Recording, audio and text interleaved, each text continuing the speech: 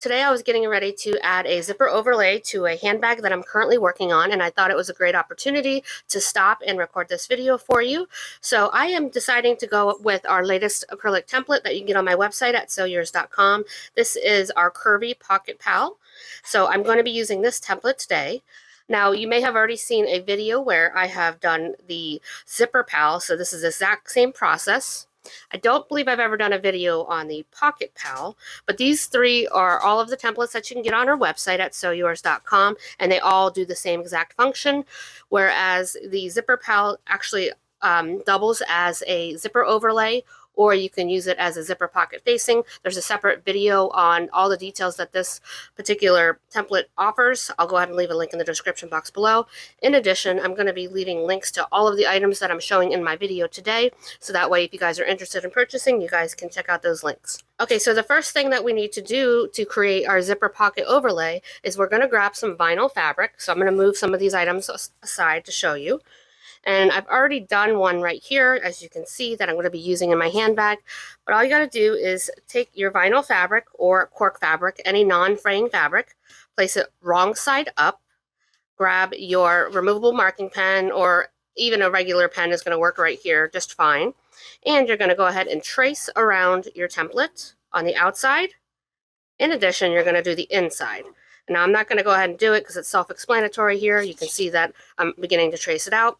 Once you've got that traced out, you're going to take a pair of sharp scissors, or if you're comfortable enough with a rotary cutter and going around curves, you can certainly use a rotary cutter to cut this out. That's fine.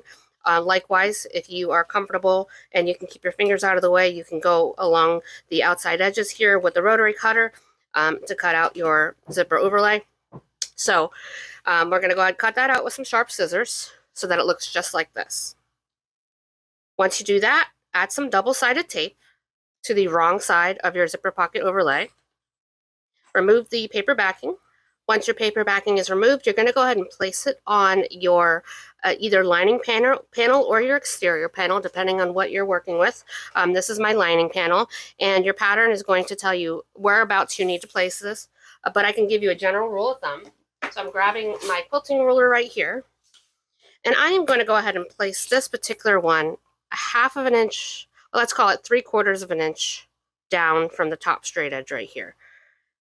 And then you're going to go ahead and make sure that it's centered. And you're going to go ahead and place this 3/4 of an inch down. Now that's going to give me enough seam allowance so that I can go ahead and sew the top portion of this lining on with a 3/8 of an inch seam allowance. Once this is now on, I'm going to take this over to my sewing machine, and I'm going to sew around the outside edge with an 1/8 of an inch seam allowance. You can leave your thread tails long and pull them to the back side and tie them off so that you don't have to back stitch when you start and stop. I personally don't mind having a little bit of back stitching showing, so I'm just going to go ahead and do that, but that is an option for you. So let me get this sewn up and I'll come right back. Okay, now that I've got that sewn on, what I went ahead and did is I cut a line down the center with my rotary cutter, making sure not to cut the zipper overlay itself. And all we have to do is flip this to the wrong side, grab our scissors, and we are going to peel back the quilting cotton fabric here away from the overlay, and we're just going to trim that back so it's behind the edge of the overlay itself, making sure that you're not cutting your overlay. So let me go around and do that, and it does not matter if it looks pretty or not, you're never going to see it in the back here. Okay, now that I've got that trimmed away there, you can see that we've got a nice clean opening right here. We can go ahead and put this to the side for just a moment. And what I've got right here is my zipper pocket lining piece that I've already interfaced with some woven interfacing. This is our Sew Woven fusible interfacing on our website. I've also got a zipper here. This is our number 5 zipper. Again, you can get this on our website in addition to any hardware, zipper pulls, rivets, you name it. We've got them on our website. And this particular one, I cut it 8.5 inches wide, which is the width of this zipper overlay right here. And I've already gone ahead, placed the zipper right side up on top of the right side of the fabric. And I have base stitched this into place with a 1/8 of an inch seam allowance. The next step that I want to do is I'm going to go ahead and bring my zipper to the opposite side, making sure that it's still facing up and my fabric is facing up. We're going to clip this into place, base stitch this on with an 1/8 of an inch seam allowance. And now that I've got that sewn on, we've got our zipper tape facing right side up. You can see that the right side of the fabric is here in the center, so we've created a tube, which is going to be our pocket. I've also added some double-sided tape to the both edges of the zipper tape right here. And all we got to do is now center the zipper inside of the window here of the zipper pocket overlay. And I'm going to do this off camera because it gets a little bit hard to do this leaning over. So let me go ahead and get this all centered up and I'll show you what it looks like. Okay, so now we've got the zipper nice and centered in the opening right here. And the general rule of thumb is that you want your zipper pull when closed facing to the left side, and that is because it is ergonomically the best for right-handers to have the zipper pulls on the left. But if you are left-handed like I am, you could always add the zipper pull to the right when closed. So that's a personal preference, but this is industry standard, zipper pull closed to the left. Now what we want to do, we want to make sure that our zipper pocket is facing down like it normally would be. We're going to bring this over to our sewing machine and we are going to sew with 1/8 of an inch seam allowance along this top edge only. Do not sew the bottom yet. The top edge is now sewn. Now what we want to do is we're going to flip this over and we want to get this pocket completely out of the way, and you want to make sure that this opposite side is not folded over at all, so you want to get everything out of the way. Take this and flip it back and bring this to your sewing machine, and now you're going to sew at 1/8 of an inch seam allowance down the bottom edge. Okay, the bottom edge is now sewn. Now what we want to do is we're going to close up our pocket sides right here because it's still open. And the way that we do that is we flip the lining or your exterior panel, whatever you're working on, out of the way. And then you can go down and close this up, generally with a 3/8 of an inch seam allowance, and then trim off any excess. And repeat that for the other side as well. All right, now that I've closed up my pocket sides and I trimmed off the excess here, our pocket is now complete. Now you can choose to go ahead and sew down the sides if you'd like as well, these short sides. When you do that, your pocket's going to be facing in the down position.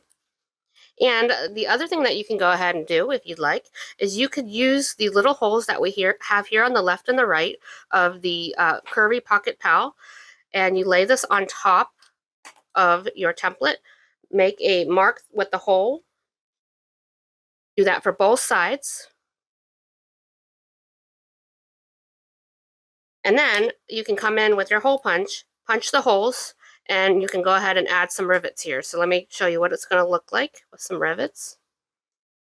And that kind of dresses it up a little bit, so I will probably go ahead and do that too. And then one other thing that's nice about this particular overlay, we have some extra room here at the bottom to feature a label. So if you have a bag tag of any sorts, whether it is a metal one like this, or if you have a vinyl or a cork or a leather label, any label that you have, you can go ahead and install your label right here. I personally don't have any right now in the gunmetal finish, so I can't do that, but I just pulled one of my bag tags so you guys could see it. Likewise, if you have a handmade label like this one right here, you could go ahead and install it. I think that the round handmade labels look really cute because of all the curves that are on this particular overlay. It really goes well together. And I mentioned in my zip and grip sewing tutorial that I will be stocking these handmade bag tags in the very near future. For anybody that might be interested, sign up for my newsletter so that you get notified whenever I do have those available. So let me go ahead and add the rivets so that way you guys can have a final look. All right, here is the Curvy Pocket Pal all installed on my lining panel. I've gone ahead and added a couple of pieces of some scrap foam behind my rivets right here because my fabric was not thick enough to support the 9mm post. So that's just a little trick for you to do that. And let me go ahead and show you what it looks like on the exterior of a bag. So here is one where I went ahead and installed it on the exterior of a handbag, vinyl bag, vinyl overlay. If you have any questions, go ahead and leave them in the comments box below and I'll get back to you as soon as I can. Make sure you go ahead and subscribe to the channel for more bag relating sewing content. And until next time, bye-bye.